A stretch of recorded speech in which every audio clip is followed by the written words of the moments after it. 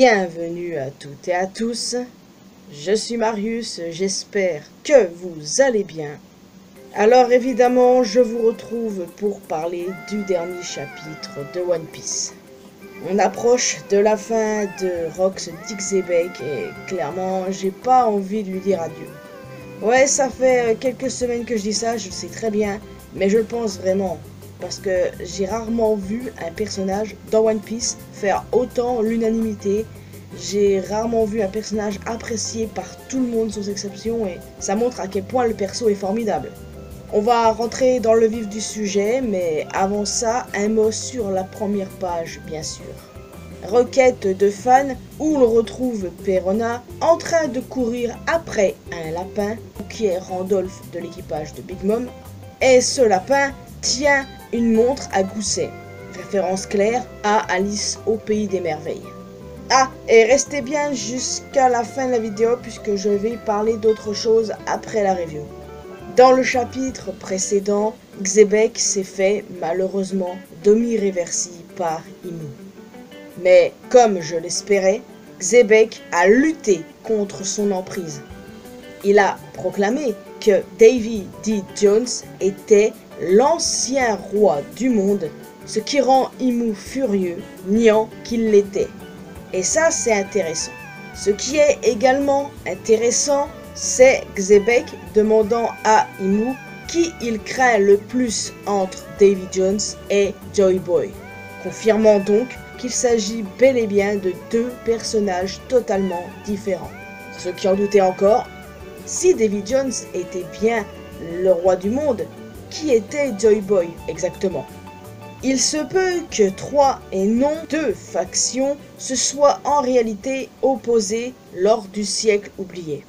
Il est possible que, même s'ils avaient la même idéologie, Davy Jones et Joy Boy avaient un profond désaccord concernant quelque chose de précis. Chose que j'avais évoquée dans ma vidéo sur Davy Jones d'ailleurs. Et honnêtement, ça ne m'étonnerait pas. Peut-être que Joy Boy et Davy Jones étaient amis, ils n'ont pas été d'accord sur quelque chose, ils ont pris des chemins différents, bref, tout est possible. Xebec a fini par succomber au demi-réversi et, possédé par le démon, met Kaido et Lin hors de combat, puis confrontent Newgate, leurs attaques combinées provoquant l'effondrement de la montagne de God Valley. Et ça, c'était grave stylé. Pour ceux qui ne l'auraient pas remarqué, Shanks dort dans son coffre, juste ici, en route vers son destin, alors que Dragon croit avoir échoué à le sauver. Oda l'a dessiné dans la même position que Luffy face à Kuma quand il a perdu ses compagnons à Sabaody. Il est vraiment très fort. En parlant de Kuma, ce personnage est vraiment immense. Il a sauvé Eris et Teach au moment où Rox, possédé, s'apprête à les tuer avant de s'enfuir à son tour. Les mains de la libération auront donc sauvé Teach et Luffy à 36 années d'intervalle. Quel goat ce Kuma, quel goat.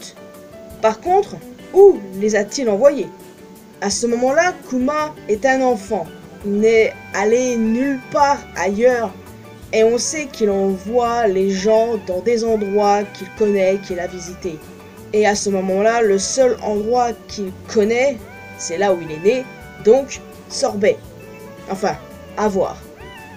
Depuis quelque temps déjà, il existe une théorie selon laquelle Thriller Bark serait God Valley. Ce que j'avais déjà insinué dans ma précédente review d'ailleurs. Ici, le capitaine John et Ganzui sont dépeints dans une position où ils ne pourront pas quitter God Valley. Moria a récupéré leur corps, plus celui de Gilbastars, qui sont tous des membres des Rox. Donc, je pense que c'est bel et bien une possibilité à ne pas négliger. Sans oublier la créature du triangle de Florian, qui rappelle vachement Imu, comme je l'ai dit.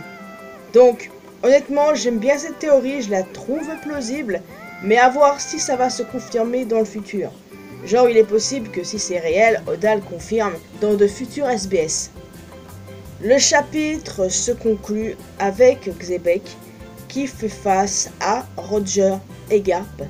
Ces derniers, entendant le martyr, les supplier de le tuer. Tout comme Roger, Luffy, Oden, Momonosuke et d'autres, Garp est lui aussi capable d'entendre la voix de toute chose. Et honnêtement, ça ne me surprend pas. Par contre, les haters sont toujours là. La hate sur Garp, c'est bon, au bout d'un moment, faut arrêter. Est-ce que je peux chialer maintenant? Je ne veux pas dire adieu à Xebec. Je refuse catégoriquement. Mais maintenant que j'y pense, on pourrait avoir éventuellement de grandes révélations survenir lors du combat qui opposera Xebec à Garp et Roger via la voix de toute chose. Xebec leur transmettra peut-être une partie de sa volonté, leur révéler plusieurs choses, qui sait.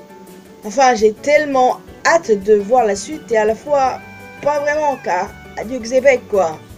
En tout cas, c'est sûr, jamais je n'oublierai ce personnage. Il est tellement incroyable et comme je l'ai dit en début de vidéo, j'ai rarement vu un personnage faisant autant l'unanimité, de voir un personnage autant apprécié. Franchement, c'est très rare, surtout dans One Piece. Jamais je ne t'oublierai, Davy D. Xebec. Je vais devoir me préparer mentalement pour le chapitre de cette semaine.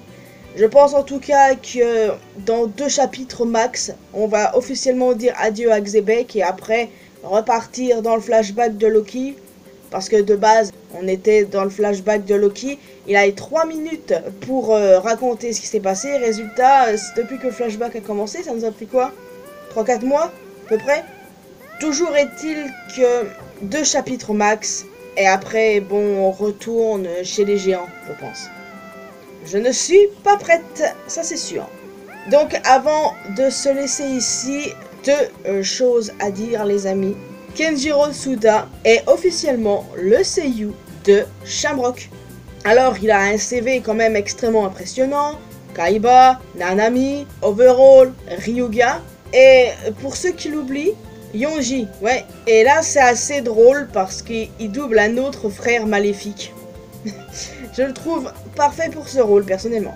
Et enfin, deuxième news, le casting de la saison 3 de la série live One Piece a déjà commencé. Et voici l'acteur qui incarnera Bonchan. Et je le trouve absolument parfait pour ça. C'est un acteur non binaire qui va absolument avec le perso même de Bon Clay. Et aujourd'hui d'ailleurs, on devrait savoir qui incarnera Ace. Et j'espère que c'est celui auquel je pense depuis des mois et des mois. En tout cas, j'en reparlerai probablement dans ma vidéo de vendredi, qui est la vidéo spéciale SBS du tome 113. Donc, ne ratez pas ça. Il y a des infos intéressantes et d'autres un peu moins, mais qui sont drôles. Donc, voilà les amis, je vais vous laisser ici. J'espère que vous avez apprécié cette vidéo. Alors, n'hésitez pas à me dire ce que vous avez pensé de ce chapitre. Est-ce que vous êtes prêts à dire adieu au personnage de Xebec? Non, parce que moi non, et tous les autres fans non plus, ça c'est sûr à 100%. N'hésitez pas à me dire où vous pensez que Kuma a envoyé Eris et Teach. Comme je vous l'ai dit, le seul endroit que je peux voir c'est Sorbet, donc à voir. Hein. Est-ce qu'il y a des chances selon vous que Thrillerback soit God Valley? Moi personnellement j'aime bien l'idée, mais ça reste à confirmer bien sûr. Donc en plus d'un commentaire, n'hésitez pas à laisser un petit pouce bleu, ça fait toujours plaisir. Vous pouvez me retrouver sur mes réseaux sociaux, les liens sont bien évidemment dans la description. Et le plus important, abonnez-vous à cette chaîne ainsi qu'à ma chaîne secondaire pour qu'on puisse se retrouver dans une prochaine vidéo. Et n'oubliez pas d'activer la cloche notification bien sûr. Bye bye.